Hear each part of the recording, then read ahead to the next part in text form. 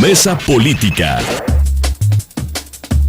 Estamos de regreso, qué bueno que sigue con nosotros. Estamos conversando con Clemente Castañeda del Movimiento Ciudadano y con Enrique Velázquez del Partido de la Revolución Democrática. Y yo hacía la pregunta de las luces y sombras del actual gobierno de Jalisco, y yo le preguntaría ahora a Enrique Velázquez, ¿qué ha hecho bien el gobierno en estos 2 años de trabajo?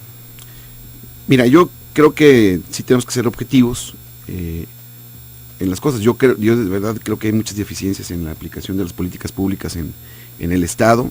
Me parece que han quedado a deber muchísimo. No hay una coordinación, se puede decir, entre los diferentes niveles de gobierno, y eso luego repercute en la aplicación de los recursos no sea de manera correcta. Te puedo mencionar que a mí me parece que se han hecho cosas interesantes en la planeación, sin embargo a la hora de la ejecución no han sido los resultados esperados.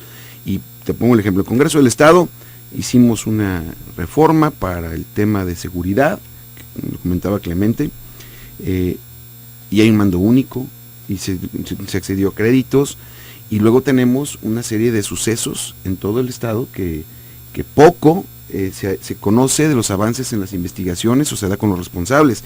Y te pongo el ejemplo del exdiputado federal, que lamentablemente fue levantado y lo mataron, o como el caso del regidor de Puerto Vallarta, que sigue desaparecido. O sea, todo ese tipo de cosas, en una coordinación entre los municipios, con las fiscalías y con el gobierno del Estado, deberíamos de tener resultados inmediatos, pues, o por lo menos conocer avances, y eso no está pasando. O sea, buenas planificaciones que después se ejecutan de manera deficiente que creo que o tarde, no se han podido bajar de manera adecuada.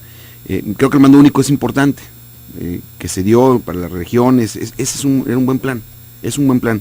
Sin embargo, luego tenemos que muchos de los elementos que estaban ya en el mando único son retirados porque son captados extorsionando, ¿no? O cometiendo delitos.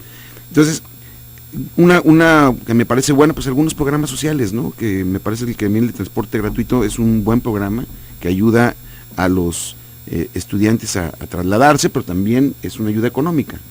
Eso me parece bien. Lo que hicieron en las regiones de comprar los camiones para que transportara a los estudiantes, también eso es una buena medida, que no, porque era exclusivamente para la zona metropolitana y ahora ya está en otras zonas del Estado. Pero luego tenemos que, nosotros aprobamos una ley de movilidad buena, en donde aparece el torito y todo este asunto, pero tenemos que cambiar del modelo de hombre camión al ruta empresa.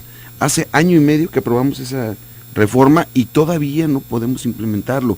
El cambio a la movilidad en el Estado no va a ser pintar los camiones de otro color o cambiar exclusivamente el parque vehicular. Era un asunto de un modelo distinto que no se ha podido aterrizar y que me parece que son los pendientes y son cosas que se le quedan a deber a la gente. Pero yo creo que, bueno, ahora en este año, que Jalisco ha gastado recursos inimaginables, de presupuestos que teníamos de 84,000 millones de pesos, están gastando 96,000 millones, hay recursos que deberían de estarse aplicando y luego eso debería estar dando resultados.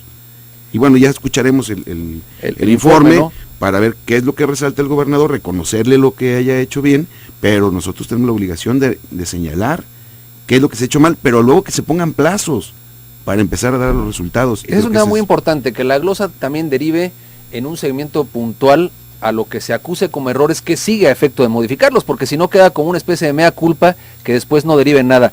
Y hablando de recursos, yo quisiera preguntarle a Clemente Castañeda, que ha sido un buen debate, ahí esta ley de austeridad y ahorro, parece que no le gustó al Poder Judicial, a la que calificó como banal, que no es cosa menor decir que cuando estás planteando el apretón de cinturón en varias instancias, ahí respingaron y calificaron de banal lo que planteaste.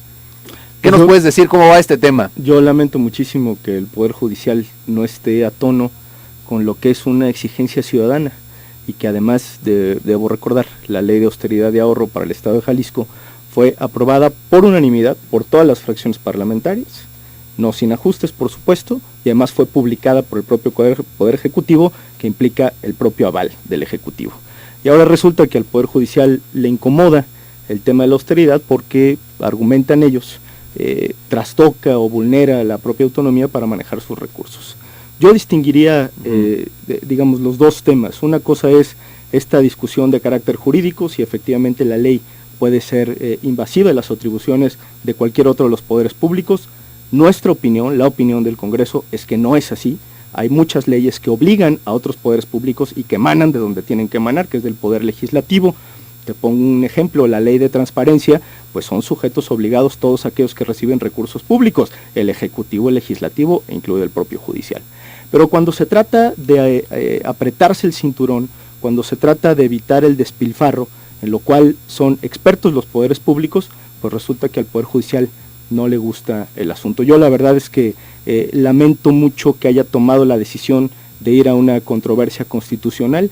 Ellos tendrán que explicar sus razones, no solo jurídicas, sino también políticas, a lo que repito es una exigencia ciudadana, porque me parece que el piso no es parejo, Memo, y te lo voy a decir en estos términos. Yo he escuchado todos los discursos de todos los partidos políticos diciendo, empezando por el presidente de la República, diciendo es momento de hacer un sacrificio, de apretarse el cinturón, la situación económica es muy complicada, y resulta que cuando nosotros les exigimos a las autoridades, a quienes detentan el poder, a quienes tienen obligaciones constitucionales, que se aprieten el cinturón, pues simple y sencillamente... Es que ya cuando tocas el bolsillo individual es cuando el tema ya chirría, como dicen, ¿no? Hay una profunda incongruencia, y de verdad yo lamento mucho. El Congreso lo hizo... nada más también esa exigencia, ¿no? De tiempo atrás, ¿no? Nada más para terminar. Mira, la historia del Congreso, Memo, es una historia que deben observar el resto de los poderes públicos. Nosotros heredamos un Congreso prácticamente en ruinas, con una situación económica administrativa muy complicada, y nos apretamos el cinturón. Y hoy el Congreso tiene estabilidad administrativa y financiera. El Poder Judicial va por las mismas, digamos, sin ningún control, sin ningún contrapeso, y además con una desfachatez impresionante donde no quieren ellos adoptar ninguna medida. Ahora, no se ha llegado a metas de esa reducción de personal en el Congreso, ¿no? Entiendo que todavía el tema se podría reducir más, ¿no? Te pongo un ejemplo, Memo. Nosotros llegamos pagando una nómina de 1,500 trabajadores, ahorita hay menos de 800. Es una reducción casi la mitad. Nada más no ha sido explicado lo necesario. Una cosa son los basificados y otra cosa es la nómina que recibimos. Y logramos hacer esa parte. Casi la mitad de los trabajadores que tenía las 59 es lo que tenemos nosotros. No hay vehículos para ningún diputado, ningún celular se paga de ahí, no hay un solo viaje, y hicimos la ley, esta ley de ahorro, de austeridad de ahorro, pues porque así lo hicimos en el Poder Legislativo y pusimos el ejemplo. Ahora una pregunta, y a lo mejor la planteo y tendríamos que regresar del corte comercial a seguirla porque el tema se está poniendo bueno. Esto es, lo que voy a decir es una verdad de perogrullo, no propia de Jalisco, sino de todo el país. Y yo diría es un tema incluso de carácter global, pero que no lo digo yo, sino lo muestran diversas encuestas en todo el mundo cuando hablamos del descrédito de la política o la desafección política, como se conoce el término académicamente. Pero en realidad, muy pocas personas creen en la política, y puntualmente dentro de la política hay una pésima calificación al trabajo de los legisladores, de los diputados. ¿Cómo se explican esto? ¿Por qué sigue sucediendo? Porque en realidad, pese a estos esfuerzos, recortes, un trabajo más efectivo, la gente sigue sin creer mayoritariamente, a la luz de varias encuestas, en el trabajo que llevan a cabo los señores diputados. No sé quién quiera empezar. Bueno, nos vamos a una pausa para que no cortarlos así de tajo por la guillotina del reloj, pero volvemos. No se vaya, vamos a ir un poco más adelante en el último bloque con este análisis de Braulio González desde la comunicación política, pero aquí vamos a ampliar un poco esto que se está poniendo bueno. No se vaya, regresamos enseguida.